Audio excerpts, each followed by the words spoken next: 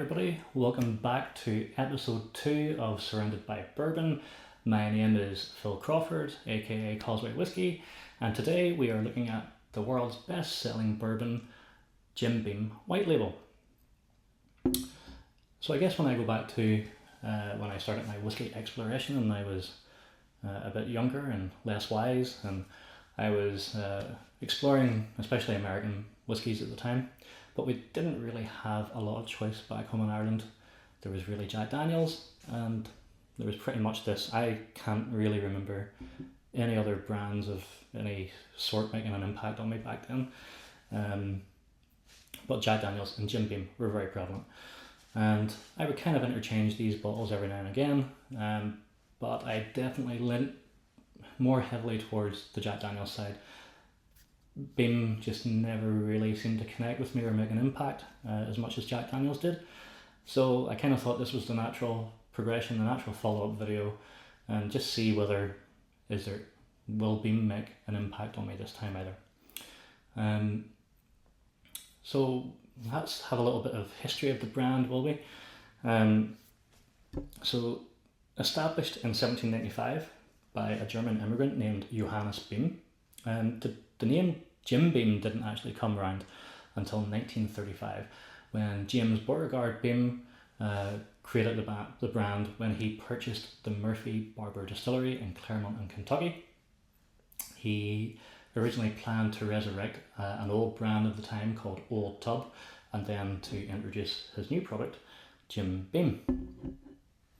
And of course, like a lot of distilleries and brands, over time things have changed with them. So in 1987, they kind of expanded their portfolio when they bought the National Distillers. So they added the Old Crow brand and also the Old Grandad brand to their portfolio. And then things kind of got a little more stratospheric in 2014 when they were bought out by Suntory, and the Beam Suntory Corporation was brought about, which is now one of the world's largest spirit producers. And I'm sure many of us have tried their products, of which this is their flagship bourbon and their best selling bourbon. So what is bourbon? I guess a lot of people who probably are watching this already know, but I'll go over it as this is my exploration and I'm kind of learning myself. So bourbon must be made with a mash bill that is at least 51% corn. It can be distilled to no more than 80% ABV or 160 proof. And when it's put into the cask, it can't go in at any more than 62.5% ABV or 125 proof. And it has to go into a new virgin oak cask that's been charred inside. Now, that's the kind of specifics about what bourbon is, but this has a little word on the label here that says that it's Kentucky straight bourbon whiskey. So what is straight bourbon? Well, that's defined by the US Alcohol and Tobacco Tax Bureau. And basically what it means is that the whiskey has to be stored in a new oak cask. It has to be aged for at least 2 years. It can have no colouring, it can have no flavouring or no other blending material other than water added to it. Now, I do find some of the bourbon laws just a little convoluted, because normally a bourbon has to have an age statement, except for when it comes to straight whiskies or bottled in bond whiskies that are aged for at least 4 years. So if they are aged for at least 4 years, it does not have to have an age statement on the front or the neck of the bottle. So I guess maybe it does make things a little easier when you pick up a bottle of whiskey and you see those words straight or bottled in bond with no age statement, you know that you're guaranteed that the liquid inside is at least 4 years old. So what about Jim Beam's mash bill? Well, apparently it is 77% corn, it's 13% rye and 10% malted barley. Apparently they've also used the same yeast strain now for around 75 years, and their whiskey is double distilled in a column still that is 65 feet high, so I imagine that is going to make quite a light and floral kind of new make spirit. So let's taste this and let's see whether Jim Beam, after all these years, can make an impact on me once again. So, on the nose, I guess a bit like the Jack Daniels, with low ABV and proof, 40%, 80 proof. There's not much of an impact. There's not really a lot going on here. It's not forceful, but you kind of do get a bit of the youthful alcohol. It's quite floral, a bit perfumy. You do get the corn notes, substantial corn notes, along with like peanut brittle, some caramel, and vanilla.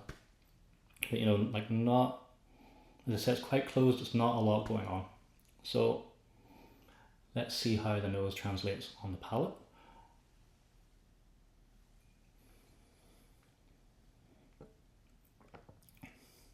So I do notice that, again, the mouthfeel is pretty thin and watery, but you definitely get the rye spice on the arrival. There's definitely a bit of alcohol heat. There's like some hot cinnamon pepper. Then a bit of caramel once you kind of start chewing this over.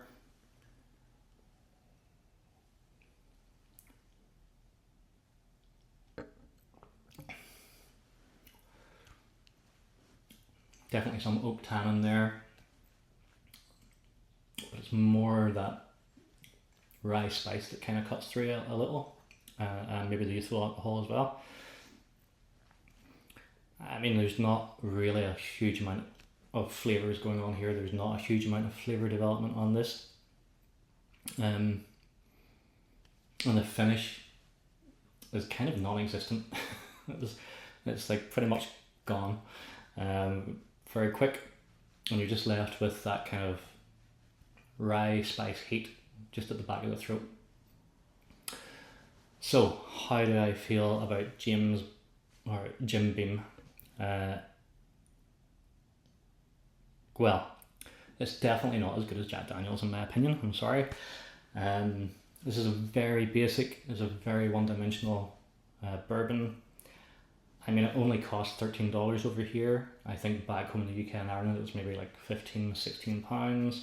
Not sure what that is in euros. So I guess it kind of is bottom shelf kind of fare, and I suppose you're getting what you pay for with this, I'm afraid. This is not a very inspirational drink. It's not one that I would probably choose to buy again. Yeah, it's not great, to be honest. I mean, it's drinkable. I don't think you're going to get much enjoyment from it. It's definitely not one that you're... I guess the only compliment I could say is, on a warm summer's day, throw a load of ice in, and if you're with friends, are you going to care? Maybe not. But it's definitely not something that you're going to sit down and really appreciate the complexity of, because there basically isn't any. So, if I was going to score this, using my 10-point system that is in the description of this video, yeah, it's cheap. I mean, it's balanced in the sense that, the nose and the palate kind of marry up okay. The flavours are kind of similar. I mean, there's no complexity to this at all. This is a one and done for me. I don't think I would ever buy it again, to be quite honest. So, just because it is drinkable, there's no real off notes as such. I'm going to give this a 3 out of 10. So this is definitely a whiskey bore. I wouldn't recommend it. If you love it, each to their own. But for me, this is just not a great product. So hopefully, I will try other products in the Jim Beam range. Hopefully there will be something there that maybe tickles my fancy. But just right now, this is not something that I would recommend. So anyway, thank you so much for watching the video. Obviously, if you want to talk about anything or highlight anything that I maybe missed in this review, obviously drop that in the comments and we can have a conversation. I mean, if you don't agree with my opinion, drop that in as well. And yeah, next time we will go through a bit more of the Jim Beam range and see what I like. So thanks for watching. Until next time, have a great evening. Sláinte.